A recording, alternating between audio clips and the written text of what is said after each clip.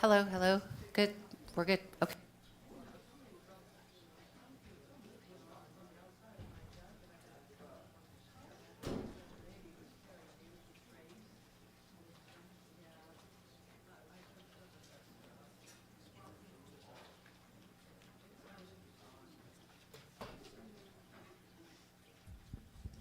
Folks, we're going to get started in a moment, so please make sure your cell phones are on silent mode.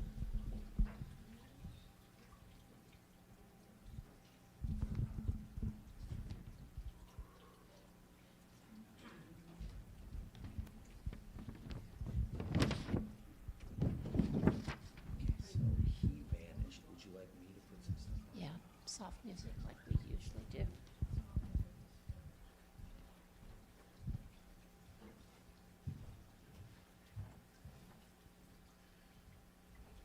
Good morning, everyone. Everyone here in the sanctuary, and those of you who are online. My name is Sharon Tice, and I'm your practitioner of the day.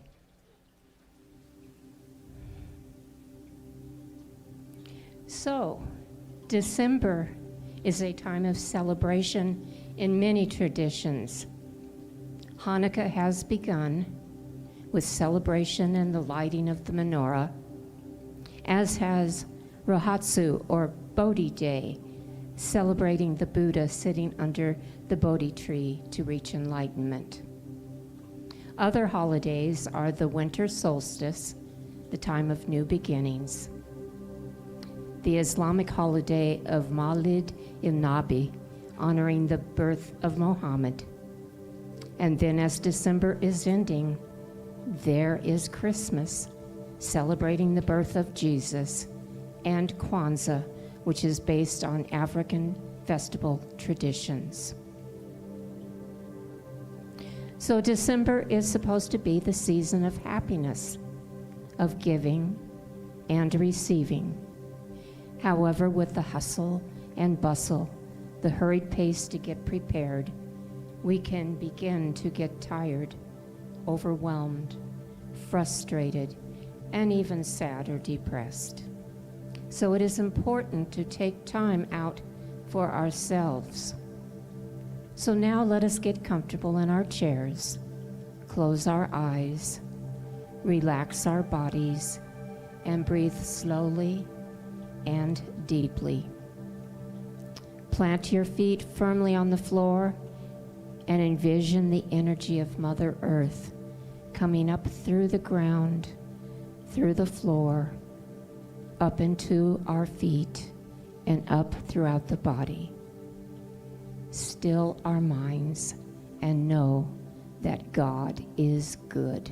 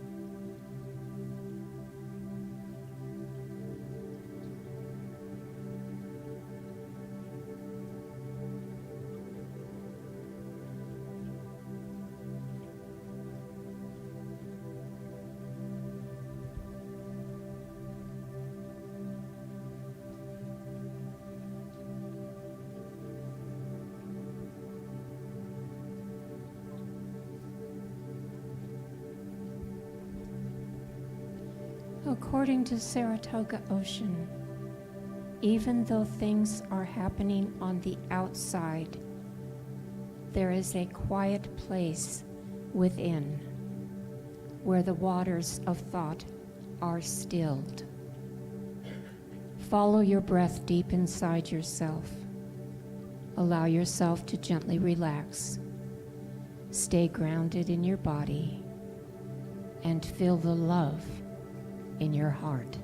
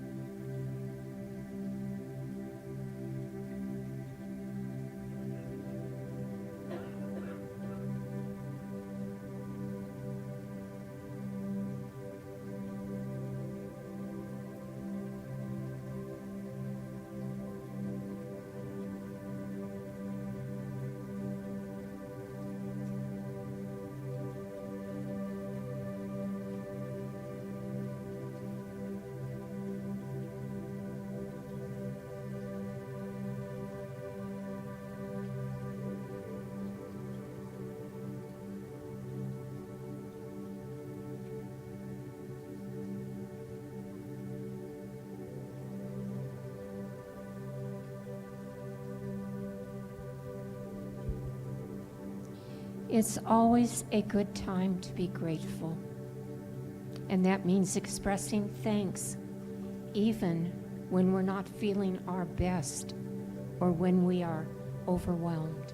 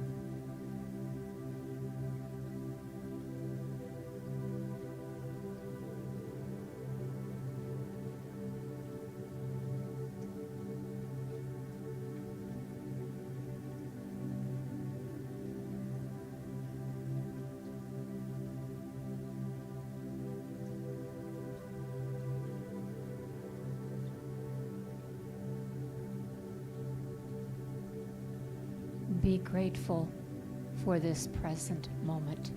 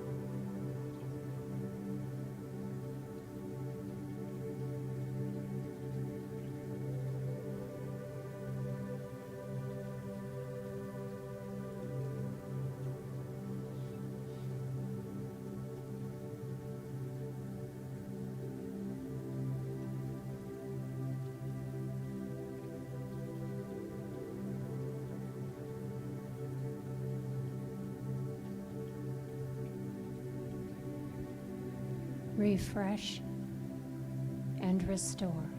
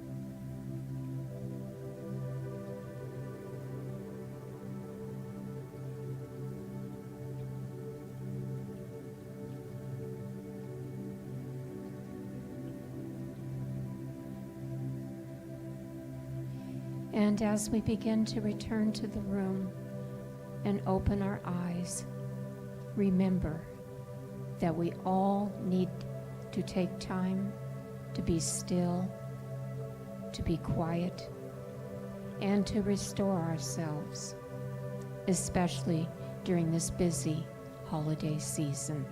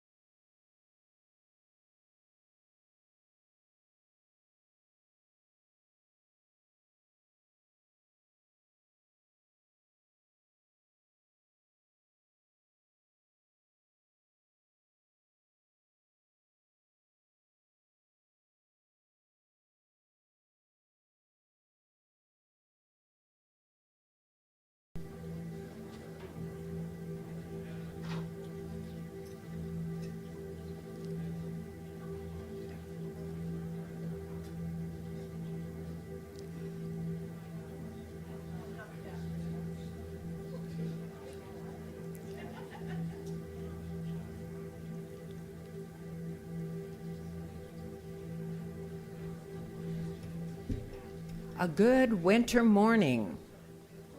Good morning, Center for Spiritual Living here and online. Please excuse my voice this morning. I'm getting over a cold, so I'll be wearing this, so I don't want to share it with you. The Sunday program is in transition, and last week it was 1/2 sheet. This week, it's the whole sheet. So I'm going to share with you my announcement of the 1 sheet. The format has changed, and I guess it's in transition. I encourage the circle leaders to stay in close contact with those in their circles, and the members stay in contact with the leaders so that you know during this busy season if and when and where you're going to meet. You can also go to cslprescott.org/calendar and click on calendar to find the circle meetings, the days, the times, as well as the locations. Clay has been very busy putting this in a very friendly format, and I think you'll enjoy seeing it and using the calendar. Also, all the information can be viewed on the website in the lobby, the pre-service slides on the big screen. In fact, all of the happenings and events are on the calendar for you to see. So check it out. Next Saturday, December the 16th, from 2 until 4, we will have our magical celebration of the Winter Festival with wonderful music, lots of food and fun. So remember to mark your calendar if you haven't. Sunday, December the 24th, is Christmas Eve day. There is no Christmas Eve service, but on Christmas Eve day, which is Sunday, there will be the usual service. Did I get you confused? Yeah, it confused even me. Well, that's not hard. I'll let you read this after I'm finished. Today, we celebrate the Festival of Light during our service. Reverend Tracy will speak. The music, the candle lighting, and the beautiful holiday spirit will be celebrated. On December the 17th and the 24th, Reverend Tracy will speak at the service, and Dr. John Haas will conclude 2023 with a service talk. Monday, tomorrow, the 11th of December, the board meets here at 6 p.m. Remember that you can place your most welcome donation in the collection during the service, online, and the newest in the little red mailbox on the wall out there. And there is an envelope that you fill out. You simply drop it in the mailbox. And of course, any way that you wish to contribute. I want to tell you that Karen is off the ventilator, and she is improving daily. That's wonderful. So please keep those cards and prayers and sentiments of love going to her. They're much appreciated. Checking my list, checking it twice. I think I have come to the end of everything that was important to say. And because the bulletin or the program today is pretty complete, please check it and have a most wonderful week preparing for Christmas in each of your individual, unique ways. Thank you.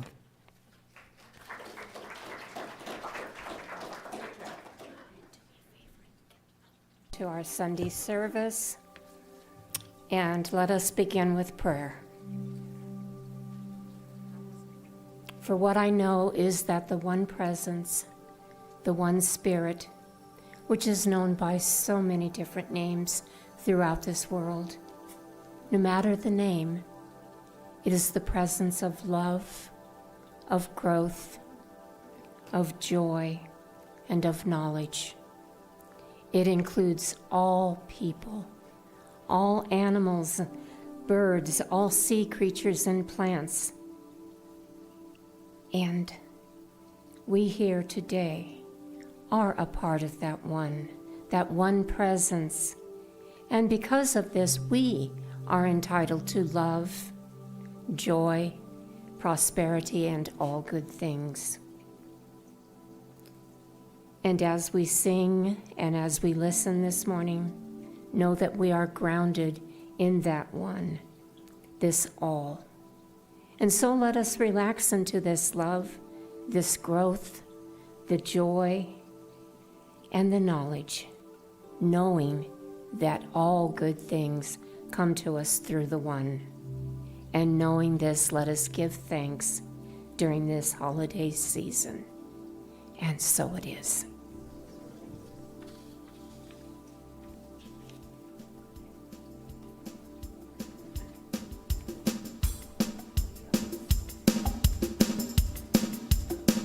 That's American Sign Language for, hey, stand up, why don't you?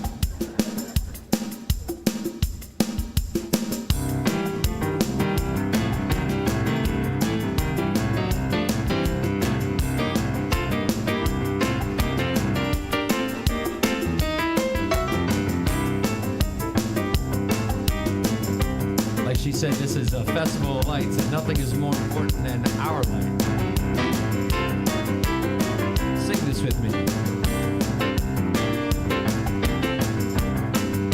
It goes like this. Well, this little light of mine, I'm gonna let it shine.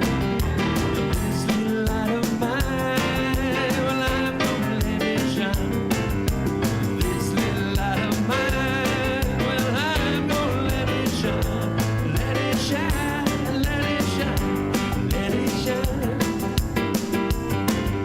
Well, everywhere I go, I'm gonna let it shine. And everywhere I go, I'm gonna let it shine. And everywhere I go, I'm gonna let it shine. Let it shine, let it shine, let it shine. Do I hide it under a bushel? I'm gonna let it shine. Hide it under a bushel. I'm gonna let it shine. Hide it under a bushel. No, I'm gonna let it shine. Let it shine. Let it shine. Let it shine. Well, we got the light of love, and we're gonna let it shine. We got the light of love, and we're gonna let it shine. We got the light of love, and we're gonna let it shine. Let it shine, let it shine, let it shine.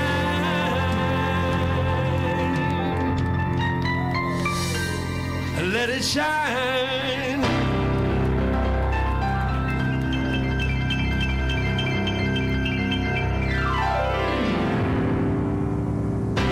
We got the light of love.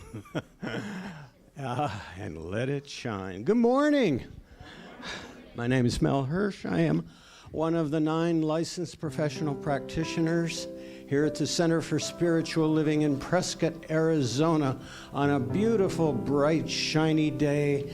And if you happen to be looking at us on a screen in an area that's not quite as bright and shiny, remember the sun's still up there, and it's coming. I promise it's coming. Hadn't failed us yet.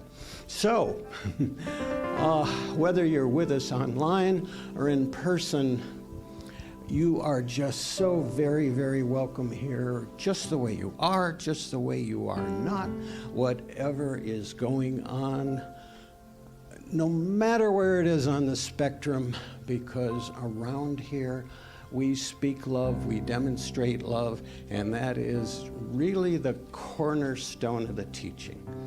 The value and the more complete understanding of what it is to love.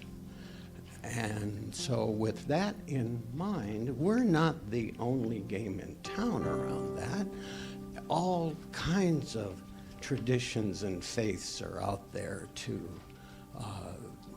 put forth their ideas on how it is to celebrate, to grow in spirit. And with that, we choose to honor them with a certain ceremony that's been here for a long time. Would the candle lighters please come up? The Center for Spiritual Living honors all faith traditions. As we light a candle for the world's religions, it's to acknowledge both our multiplicity and our unity.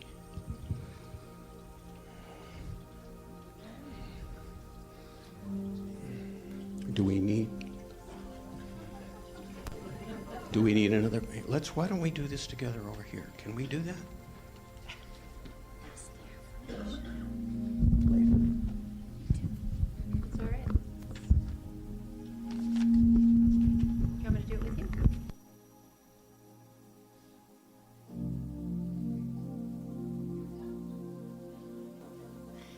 You ready? All right. We did that. All right. We light a candle for Christianity based on the teachings of Jesus the Christ, who taught the path of love, forgiveness, and healing by the presence within. For Islam, the practice of submitting to the will of God as revealed to his prophets, peace be upon them, who taught that there is one God, creator of the heaven and the earth.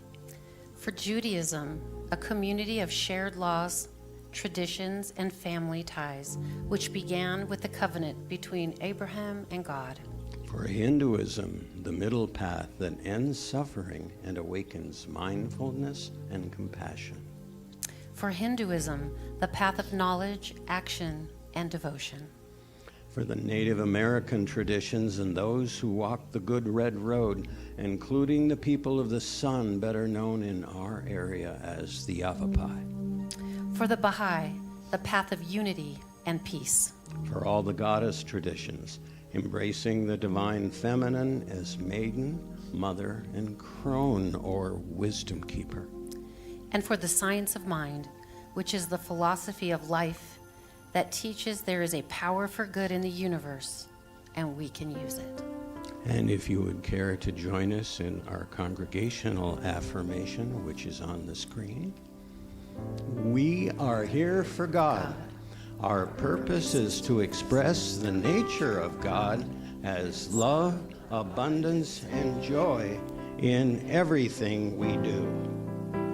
We seek for ourselves is what we desire for all people everywhere, and so it is.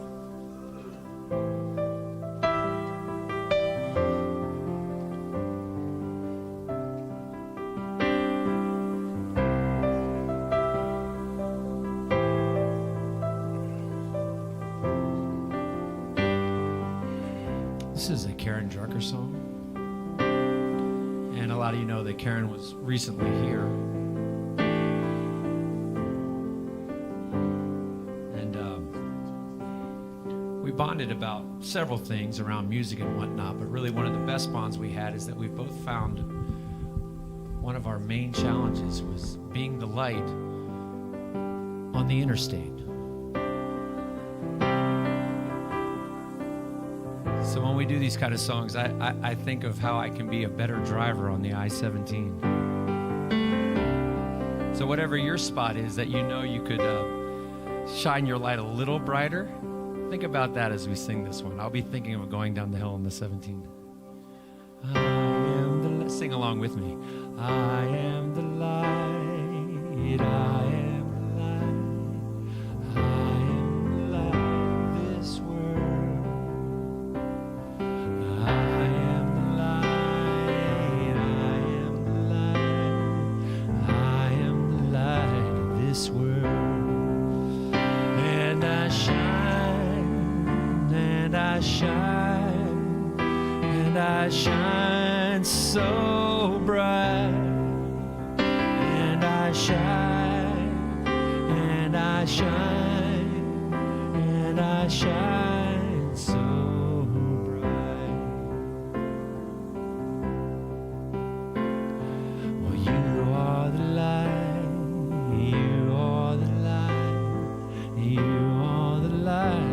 this world. You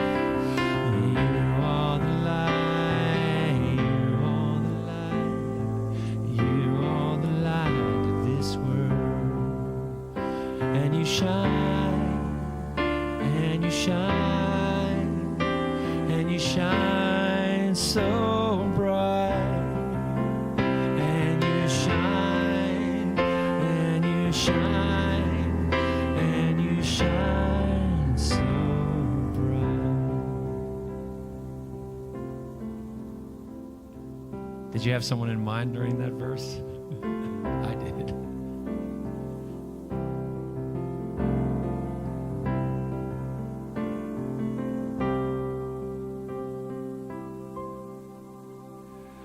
We are the light, we are the light, we are the light of this world.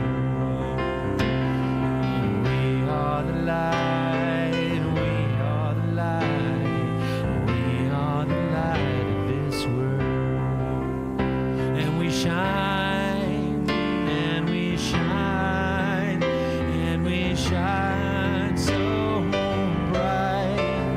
And we shine, and we shine, and we shine so bright.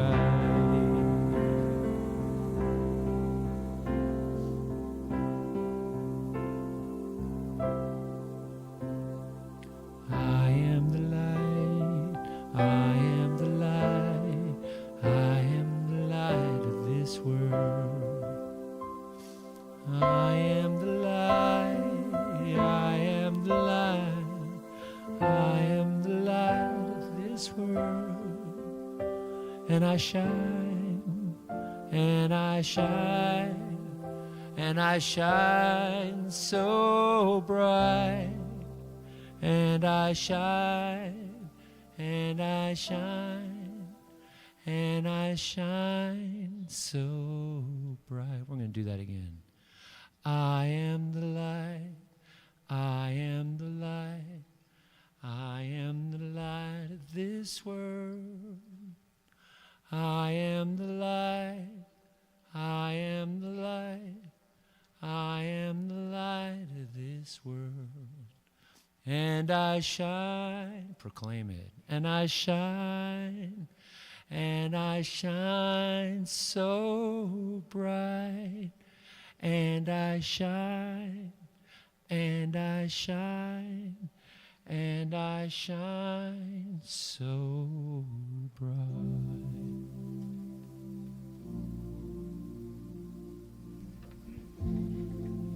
So bright. And we shine. And as you came in today, you might have been handed one of these, and it shines. And please, if you will, make sure that you get one on your way out. It's a little bit of a reminder for this season of lights. And we have, that was my bookmark. Just before we came out, Reverend Tracy handed me this very precious thing that was given to her. And this is a first edition of the Science of Mind magazine that came out on her birthday. So, obviously, I'm just going to look for one that's more than one sentence. Here we go. Every great and commanding movement in the annals of the world is the triumph of enthusiasm. Nothing great was ever achieved without it. Ralph Waldo Emerson, one of our heroes. Soloist.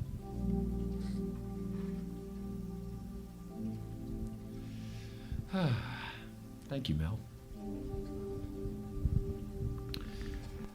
What can I say? I'm just glad to have him here today. It's been a magical morning so far, and I don't think it's a coincidence. Today we have Shane Zinn here, everybody. Come on up.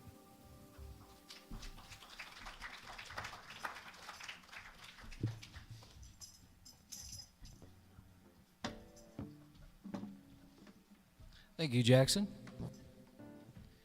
He does a great job here. I was here, I think it was in April, Thanks for having me back, Jackson. Thanks for having me back, Jack. I want to play a couple of original songs today. This first one is called Declaration of Independence.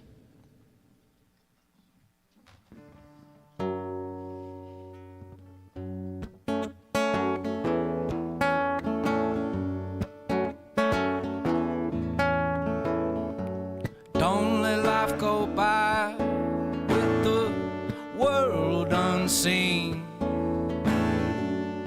We ain't just passing time, know that these ends have means. But to end up in the winner's circle really takes a certain breed.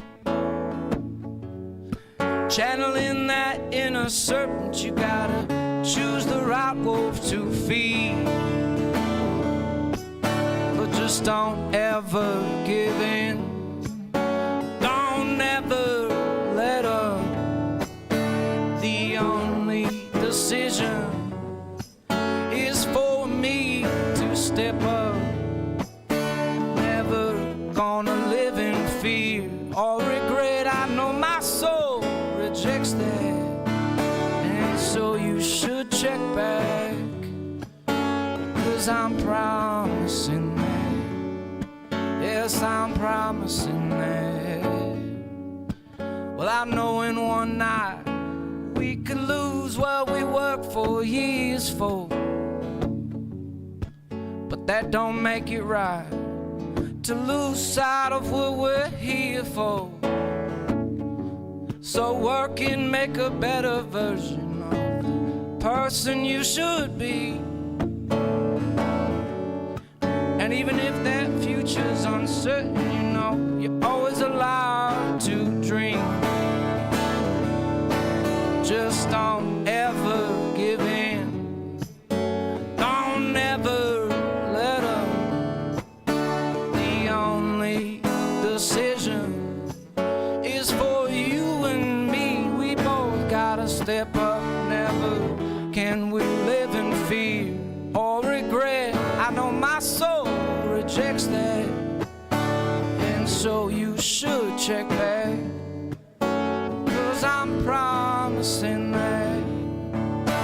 Yeah, I'm promising that. Yes, I am. But when the skies open up and pour on me, well, don't act so surprised if even I can't breathe. See, we're all lost at sea, still searching, so why won't you roll with me? And even if your body is hurting, you know your mind will set you free. So just don't ever give in. Don't ever let up. The only decision is for me and you. Yes, we gotta step up. Never live in fear or regret. I know my soul rejects that. And so you should check back, 'cause I'm promising that. Yes, you should check back, 'cause I'm promising that.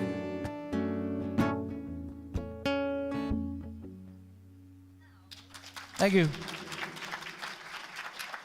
I'll be back up for another song, and my name is Shane Zen. Thank you, Jackson. Clay doing the sound and all that. Thank you.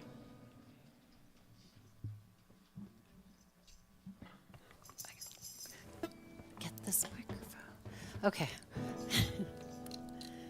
This sometimes happens, you know, like life. Things come undone. Bear with me a moment.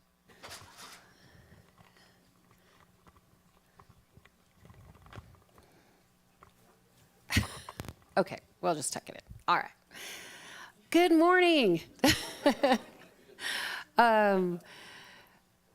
Have you ever made a decision and you regretted it? Last night I stayed up way too late chatting with friends, and so I don't know, Bob might be happy because it might slow me down a little bit.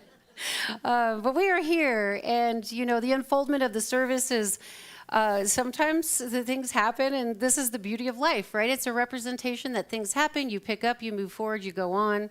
And I love being here. I love seeing your bright faces, and I love this time of year. I just put up my tree, and I probably wouldn't have done that if I hadn't had a 2-year-old in the house. And so it was fun watching him put his first ornament on the tree, and it kind of renewed my Christmas spirit. And so it's been a lot of fun, and I welcome you here during the holiday season. I know it's a busy time of year, so congratulations to you for gifting yourself this gift for your spirit to grow in consciousness and hopefully take something away for you when you're out there amongst all the crazy shoppers. I brought 2 trees. I had purchased these trees when we did the vigil for Karen and Richard, and I left them in my backyard getting sun. But I wanted them to be a representation of new life and love and a constant reminder that although one soul's passed on, the other one is recovering, and we're so happy about the good news that we hear in regards to Karen. So when the spring comes around, we'll plant them in their honor. And we'll make sure that they're nourished until then. And I don't know, I might put someone up to that job, but I just really like to celebrate life. And one thing's for sure is that we're all traversing the same journey in different ways.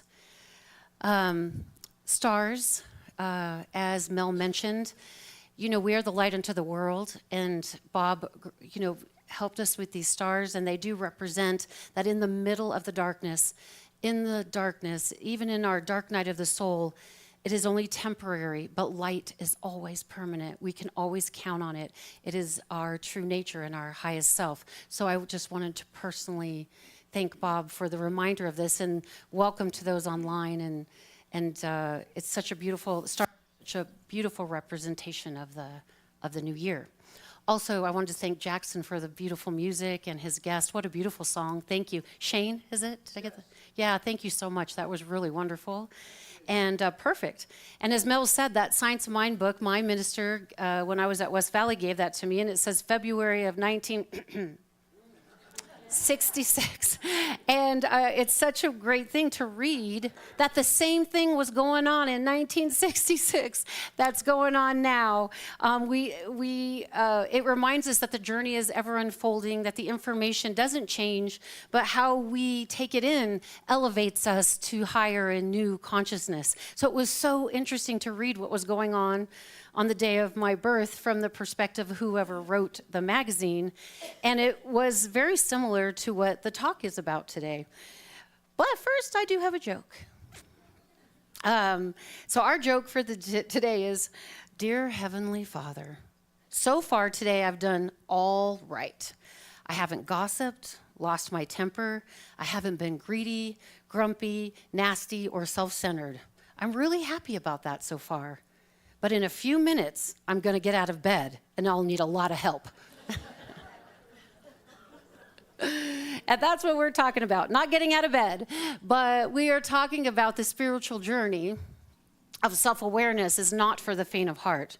And for those of you that are here, you probably know that because you end up in a place like this when you're ready to jump in and diagnose ourselves and our expansion of consciousness and the ways of the things that get in our way of the expansion of consciousness. And so Ernest Holmes says, changing your thinking, changing your life. As we embark on a transformative journey, we use these principles to guide us through actions, empowering us to create a life grounded in love, wisdom, and a deep awareness of our inherent divinity. Spiritual growth often involves the courageous act of examining our behaviors without succumbing to shame. Identifying aspects of selfishness, judgment, materialism, ego-driven actions, and neglect of self-reflection is not a condemnation, but an invitation to authenticity. In acknowledging these patterns in our lives, we lay the foundation for spiritual growth, I can't talk today. Spiritual growth and a heightened consciousness. This is what we're about here. This is what our classes help us do. And one of the things that we have to become really good at is self-awareness. And without it, the journey of spiritual seeking can be quite painful because we're often looking out at the world, trying to change those things instead of going within and trying to look at our negative tendencies. And we have to have a way to do that. And it is through a conscious recognition, an internal transformation, that we navigate a path forward that is authentic, compassionate, and harmonious to our existence. So we all have a desire. We all have a desire to be happy. This is really humanity, right? We want something. It makes us happy. It goes away. We want something. It makes us happy. It goes away. And we have this wheel of desire. And I was talking to Fish on our way up here. We were talking about how to analyze our thoughts to identify these tendencies so that we can get to the root cause of what is preventing us from being happy, or why we think we need to find God or the universe or life or whatever that deity is to you. Because ultimately, we all really want happiness. This is the end journey. It's easy for our mind to understand, but the gap in between of traversing ourselves amongst our relationships with other people can be quite painful sometimes. Sometimes we don't know which way to go. And the spiritual ideation, or what we teach here, teaches you how to look at yourself. So what we're going to talk about today is some of those negative tendencies without shame, without fear. And we're going to talk about the unconscious bias so it's easy for our mind to see the conscious things, right? Like, I know I talk too much. I'm a minister. I talk too much.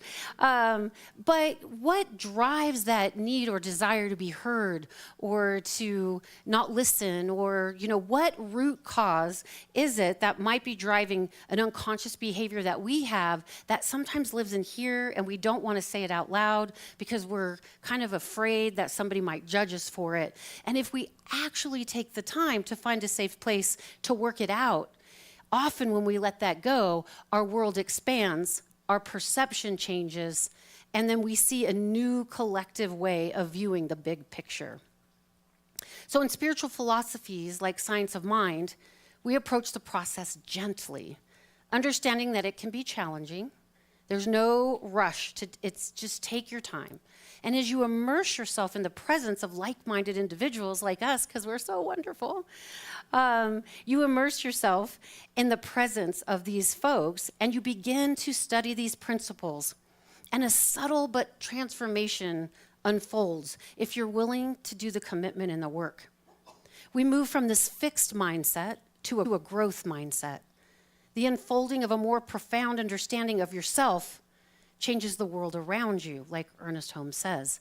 And the journey is not a sprint. It's a gentle, transformative walk towards the authentic expression of your highest self. So when I was driving up here with Fish, we were talking about the root cause of I am not enough and the root cause of I am enough. And so we have the I am enoughers and I am not enoughers, right? We have these two groups of people, or consciousness.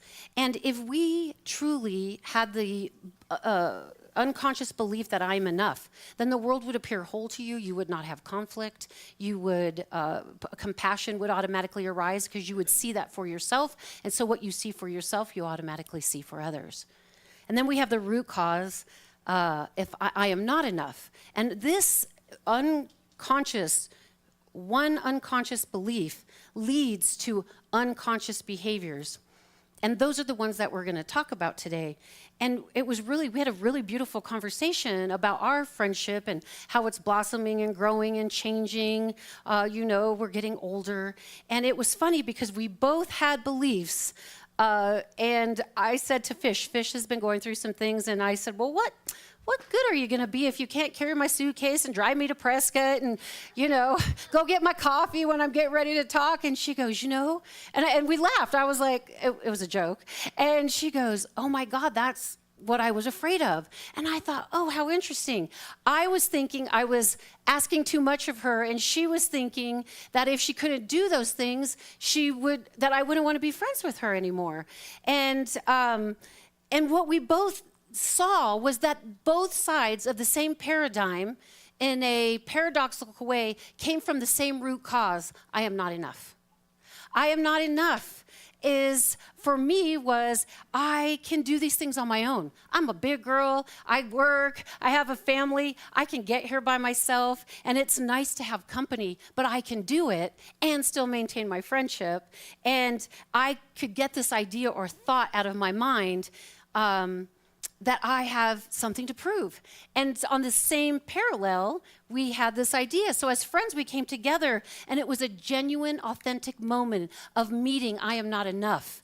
And what came out of it was a sense of intimacy between two friends, to share the things that they were afraid of and bring them out into the light of the day and see that they made no sense. Because if you're working from I am enough, it doesn't matter. You see the world as whole. And so we were able to let go of ideas. So it brings me to the talk today. We are talking about the unconscious behaviors, and the opposite of that is conscious affirming alternatives, right? And so the first one is judgment and criticism. Judgment and criticism isn't something that we walk around going, I'm judging you. Usually it's something in our mind, and it prevents authenticity between two people. It creates a space of unawareness. It's an automatic negative evaluation, often based on preconceived notions.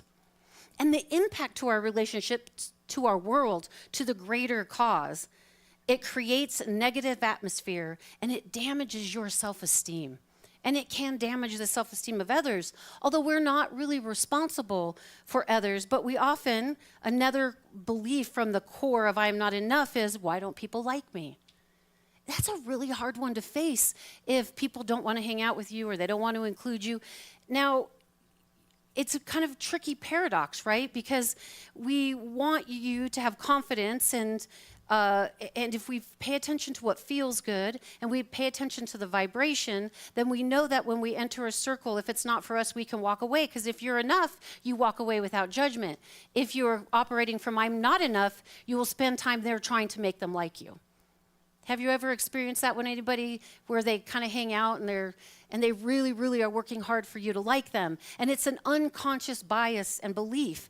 And so these are the things with judgment and criticism that come up when you start to look at that unconscious bias of judgment and criticism. And one of the ways I've come to look at judgment is judgment comes up for me when I think I'm better than someone and I have a better idea and your idea isn't good enough, versus an opinion or a collaboration, right? So there's a lot of ways to demonstrate this. But the positive alternative is to cultivate empathy within yourself, understanding, promoting, and supportive and an uplifting environment. So I am enough always is collaborative. It always is supportive. It is always loving, because you're giving that to yourself. So how can it not emanate from you in a magnificent, magnetic way? The second one is selfishness and greed. The unconscious behavior of selfishness and greed is a habitual disregard for others' needs, driven by self-centered focus. Now, I don't know about you, maybe this is not you and you've never done these things, but I have lived 58 years, so I know when I was looking at this talk, I was like, how do you talk about this without shame? It's just how we were brought up. It's the unconscious mechanism of I am not enough. It is not a purposeful action. I truly believe that everybody is doing the best they can where they're at, from what they believe and the bias that they have. And they're moving and breathing from that space, and they're also cultivating relationships from that space. So as we grow and we go to the store and we see people with different personalities, it enables us, when we're standing in I'm enough, to see the world not through our perception, but through a perspective that they may be operating from that belief as well. And then compassion arises. Naturally, it arises naturally, and then the judgment falls away, And then the selfishness and greed that can sometimes come up from, again, from the root cause. These things, as we start to study and we start to introspect and we start to look, the positive alternative always shows itself because it is who you naturally are. You are the light of the world. You are the spark of the soul. And how we've learned to move and breathe and be in the world has just come from this deep-rooted core belief that I am not enough. Now, the mind takes that and runs away with it and says, I don't know what you're talking about, Tracy. I'm enough. And I would say that too. But we can tell, right, always what our belief system is by the world that we've demonstrated. And if we are not happy, we are probably operating from a core belief of one of these 5 things that we're going to go over today. And it takes a great deal of compassion and self-love to look at it and to work it out with someone who has traversed the journey a little bit longer or farther than you, right? A teacher, a practitioner, a minister, and I've had to go through this with my teacher, and he has never called me out in the form of these words, but he has helped me to see when I'm operating from I am not enough and how that corresponds to me seeing the world through these lenses. Because when you don't think you're enough, then you see the world is not enough, and you become a victim, and then a victim, everyone's doing everything to you. Whereas if you're in the I'm enough-ers, the world is whole, the birds are singing, the rainbows are shining, but there's still the world going on. And again, it gives you that perspective, and it gives you a new perspective about yourself and others. The third one that we're going to talk about today is materialistic pursuits. The unconscious bias with this is seeking constant acquisition as a means of validation or security. I was putting up Christmas decorations, and I had to move all of my malas around. I have like 150 malas. And I love these, but I also know that when I buy them, it makes me feel good because they're beautiful. And it gives me a sense of well-being until I see another one that's more beautiful, and I want that one too. And so, right, I go again trying to fill up I'm not enough to I'm enough by buying a thing, right? And so what we start to understand if we ask why do I need this? And we follow that thought. It doesn't come to you as I'm not enough. I buy malas because I'm not enough. No, we don't. It doesn't work that way. But it is the operating system that has us really driven into a materialistic world. And the impact is a superficial fulfillment. And it's often leading to distraction or dissatisfaction, which pulls you away from your star, away from your center, away from your true self. For eons, lifetimes, you have been going out. And remember, we talked about attachment is attention to the world. And so materialism drives our attention into the world. Now, it is not a horrible thing to have nice things, malas, and these things. If the world has provided you with the ability to buy them, you can easily give them up. You can tell how quickly you are attached to something by when it's lost, right? Have you ever lost something and you're like, oh my God. I remember I lost my first mala and I came unglued. We left it on the car in Lake Havasu. My husband put it on top of the car. We were driving away. And I didn't say to myself, oh, that's too bad. That was a beautiful mala. It's gone. No, I said to my husband, why did you leave the mala on top of the car? And out comes the behavior of the unconscious bias. And I was like, ooh, I'm attached to that. The next trip, my husband, we had this beautiful wagon. We pulled Luke around in it. We packed all my stuff because I don't know how to pack for one night. And we're putting everything in, and we're running late, and we drive away, and I do the talk. We're driving home. And Bill goes, is the wagon in the back of the truck? And I'm like, I don't know. I'm sitting in the front of the truck with you. And he goes, I'm going to stop. And I go, I'm sure it's back there. It wasn't. We left it in the parking lot of the hotel, and he loves that wagon. And we went all over looking for this wagon, and no wagon was as good enough as that wagon that we left in the parking lot. And we did ultimately find one, and every time we pull it, it's like, this isn't our old wagon. Like, no. No, it's not. It's a new one and it's a new day. And so really, it's so hard to release the things that we love so much. But one of the things that my teacher, Tom, told me, and what I have to say about what he told me is, Tracy, if you want to buy a mala, buy one every now and then. But look at the reason you're buying them and what is it fulfilling in you that the star, yourself, your higher self, already is.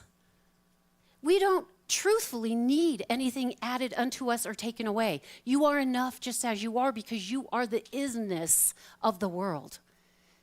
We don't really need teachers or books or anything. You already are that which you seek. But because we have this human side of us and we have these experiences, and depending on the experiences that you have gravitated to through your belief system, sometimes we run into people that make us feel a certain way. And what that feeling is supposed to do is show us that we're operating from some of these unconscious behaviors and that we are not in the I am enougher group. Right? And so as we unfold these, as they become clear to us, we don't turn away from them, we embrace them. We bring them back to the heart and we transform them, and then we move automatically to the positive alternative of the unconscious behavior. So ego-driven behaviors, unconscious behavior, is reacting defensively to protect a self-image and at the expense of a harmonious interaction. Now, I know none of you have ever done that, right? You've never defended or reacted or, but I have. I'll be the first to admit, I can defend Tracy with, I got my iron staff and my shield, and you cannot, tell me anything. And as that starts to break down, what happens is it strains our relationship. It hinders collaboration. And the paradox of that, is it's not asking you to become a doormat, because doormat is still from I'm not enough. The wholeness is collaboration isn't something you do. It's something that naturally arises when you start to transform the belief I am not enough, and you start to realize that you are enough because your true nature is always enough and it needs nothing added or nothing taken away. So to the mind, when it gets a hold of these things, it's like, yeah, well, but what about my boss that yelled at me yesterday? Or what about my mom who never listens to me or understands? Or, what about this or what about that? And you recognize that it's the mind and you're still in the unconscious bias because you're still acting, right? You're still moving. You're still wanting to change the world instead of coming back home, unveiling the unconscious behavior and allowing the affirmative of that to naturally flow from you through the healing of your own story, right? So I get very stuck there sometimes. I recognized recently that love to me was being nice and helpful. And at the same time, it made me kind of a pushover. And it was really hard for me to stand up for myself. The wholeness category, the I am enough category, is a belief. It's not a belief. It's a beingness. The I am not enough is a belief. And from that disbelief, if you're still working in it, those ideas are still coming to the surface. And what it's telling you without shame is there's still some more work to do. So if we're going out and we're trying to make these things happen, then we're still working from that belief. And if we are moving those things through us and allowing our unconsciousness to fold, we become them. And there's no question of how to move because consciousness always knows what is needed. It is the flow of the everlasting life. It is your true nature. It is beyond your mind. So the last one, neglecting self-reflection. The unconscious behavior is avoiding introspection as a defense mechanism to evade uncomfortable truths about you, about your life, about how we do things.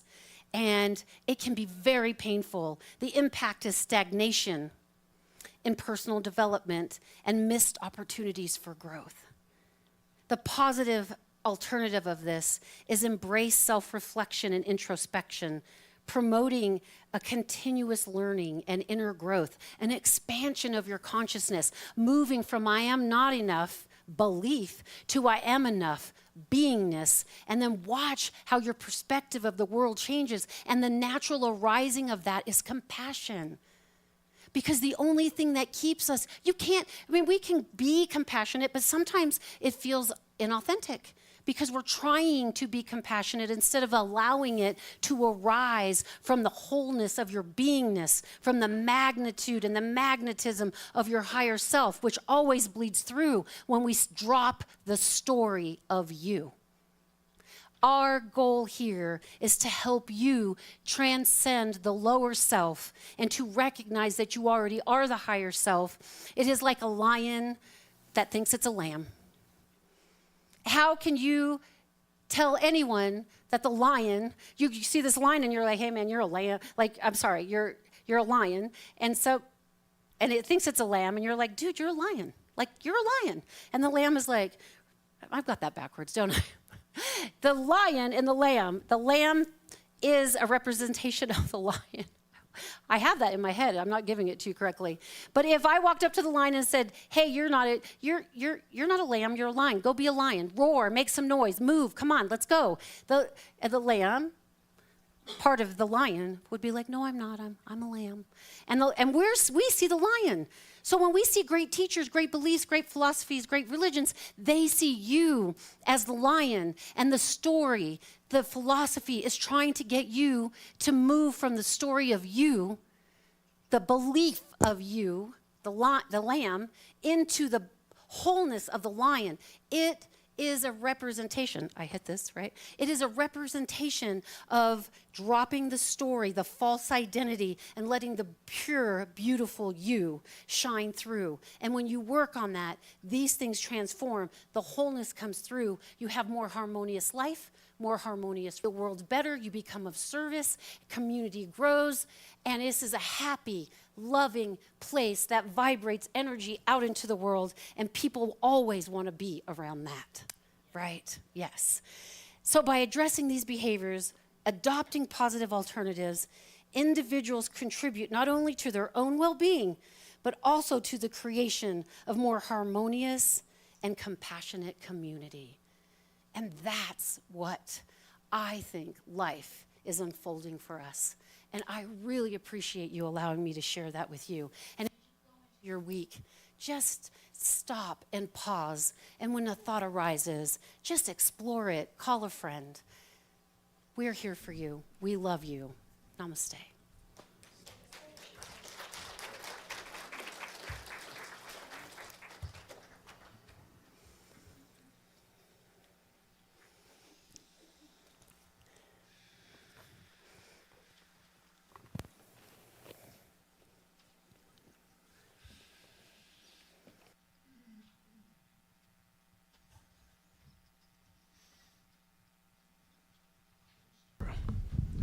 Wow. Wow. I'm sitting back there going, oh yeah, I'm not done, not even close. Thank you so much, Reverend Tracy. And here is where we come to the point of having been so well fed, thank you again, it's time for us to give a little back. And I will simply ask that to the value you are receiving from being here on an ongoing basis, and from the ahas, and from the life changes, and from the support, just give in gratitude to that, and in whatever proportion the two are the same, if that's okay, because it certainly has worked for us. So with that, how about we say our sharing affirmation? Divine love in and through me blesses and multiplies all that I have, all that I give, and all that I receive. And so it is. And will the ushers please come forward? I could have asked them earlier and not made them run so fast.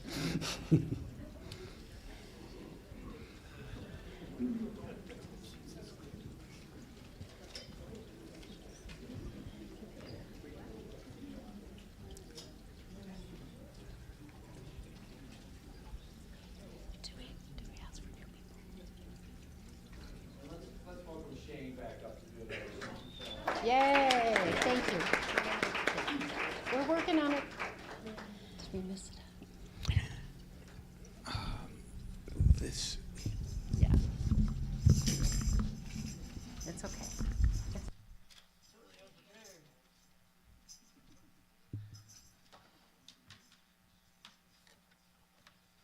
Well, I want to say, let us be open to some magic.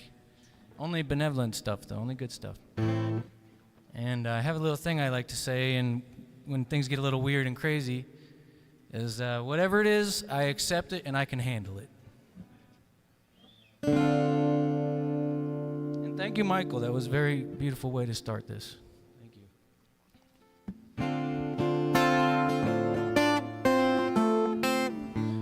This one's called Let Them See the Light.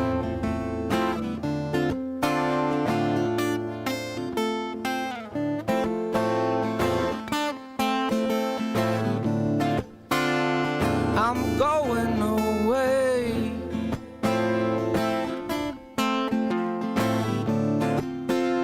I'd give it all away.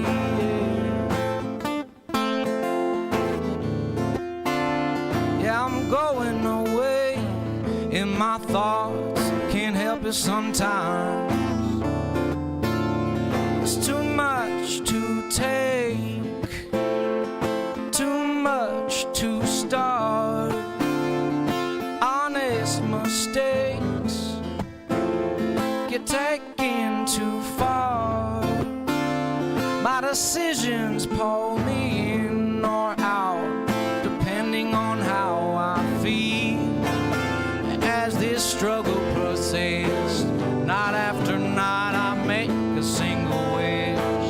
I make a plan to take my final stand, and as a man I will never understand who kicks a can down a long dusty road, all on a search for silver and gold, or claims land to put food in their own hands, maybe 100 grand, yet no help for fellow man. That's why I feel this struggle persists.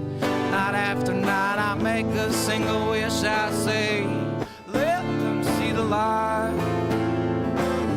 when there's no end in sight.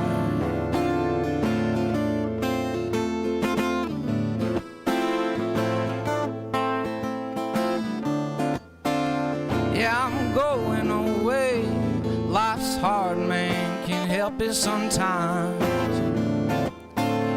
There's too much at stake, and I take things too hard.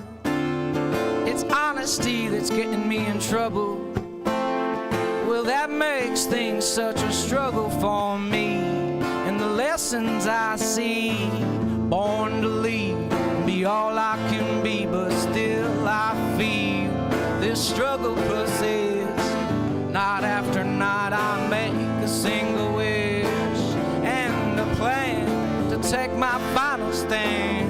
And as a man I will never understand who kicks a can down a long dusty road, all on a search for silver and gold, or claims land to put food in their own hands, maybe 100 grand, yet no help for fellow man. That's why I feel this struggle persists.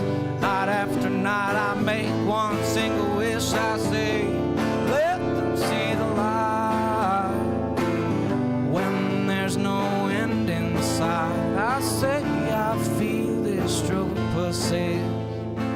Night after night I make one single wish. I say, let them see the light when there's no end in sight.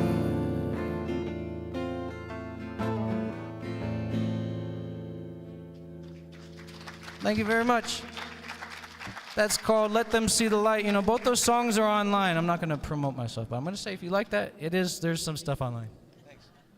We appreciate that. Yeah, that was great. That was terrific. Thank you so much. And now, ushers, if you would care to go ahead and take the collection. We have certainly, we know the I'm losing affirmation, don't we? So we're going to just stand here and love you up unless Jackson has another idea in mind. So go ahead. That's okay. Is that the offering? Oh, then we're going to come down and receive it. We're going to come down to you. Yeah, we're going to come down to you. I want to say thank you. Thank you for your gifts. You're planting karmic seeds. What you give to others in need, you get back to yourself threefold. And so every time you give, you're giving to yourself. And we deeply appreciate that here because it does take a tremendous amount to keep the center open and running for you. And your gifts are well used. And we want you to know that there's a deeper appreciation from the leadership when you share from your life. So thank you. All right, we ready? All right. I just know right here, right now, that the goodness of life, the wholeness, the I'm enoughness, that every gift that is given in time, talent, spirit, finances, it multiplies and it just blesses and it is returned threefold, tenfold. Whatever you believe about yourself, you get back. And that's what we are here today, to substantiate this offering into the givingness and to the fullness of life, that we give because we have, and it is returned in kind. And we recognize this truth. We celebrate this truth. And we are in love with this truth. We are in love with life. And we say thank you, and so it is.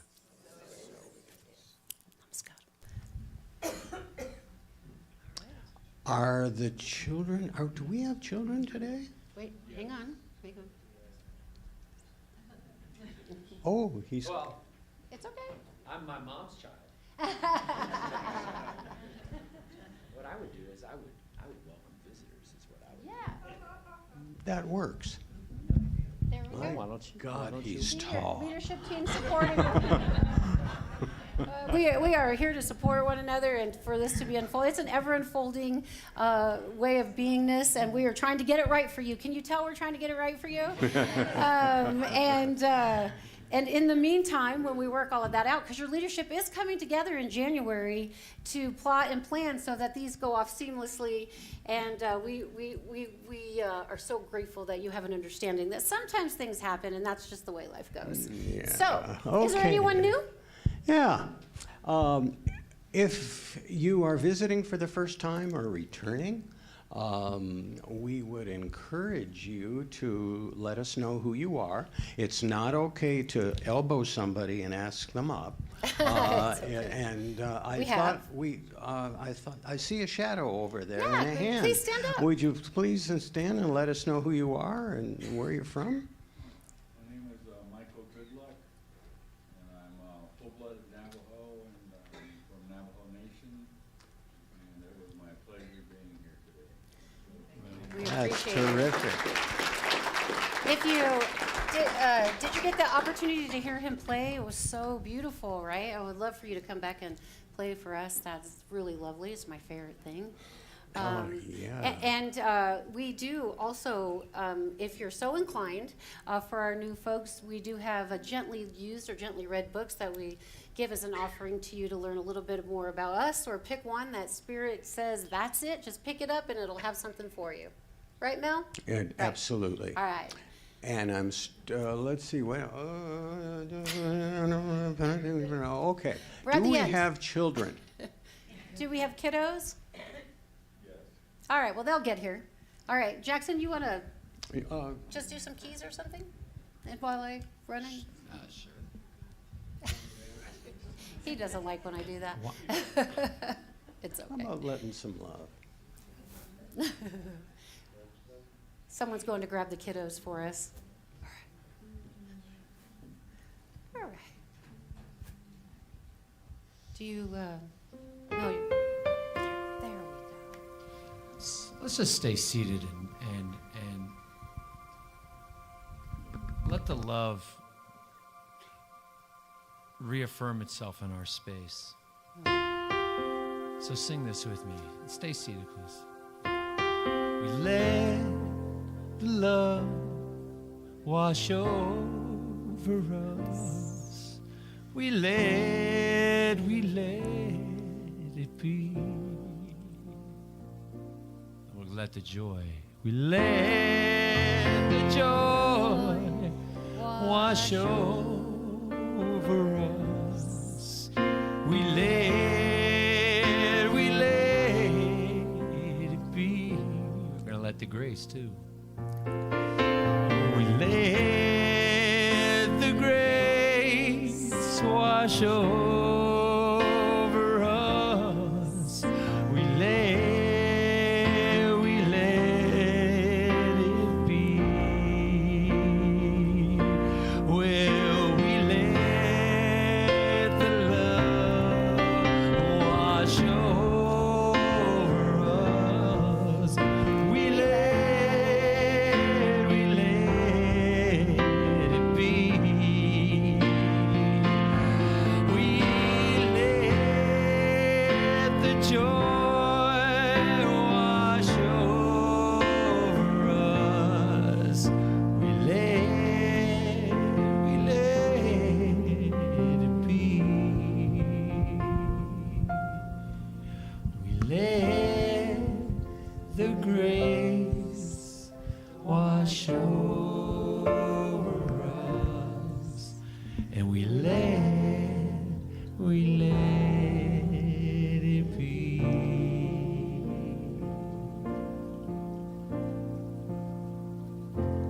Thank you, Jackson. That was beautiful, very And sunlight. look, the kids are here. I know, look. It was magic. We multiplied in the dark.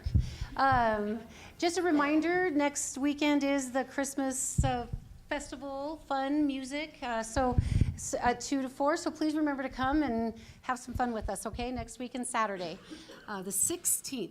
And I have Seamus. Hi. Here you go. We made like Christmas trees out of pine cones. So we painted the pine cones and then we decorated the pine cones. And then we played dreidel. Oh. Did we explore any new thought, philosophies, or ideas today? Hanukkah, Okay. kind of. Okay. I Yeah. like that. Season of light. Season of light. All right. And Yeah. just kind of what things represent. Yeah. Nice. Fun, yes. Right. Because life is fun. Yeah. That's what we're pointing to today, right? That life can be fun. Thank you, Seamus. I appreciate it. You're promoted, senior minister. All right. Are we ready to close? Ow, where are we? Mel?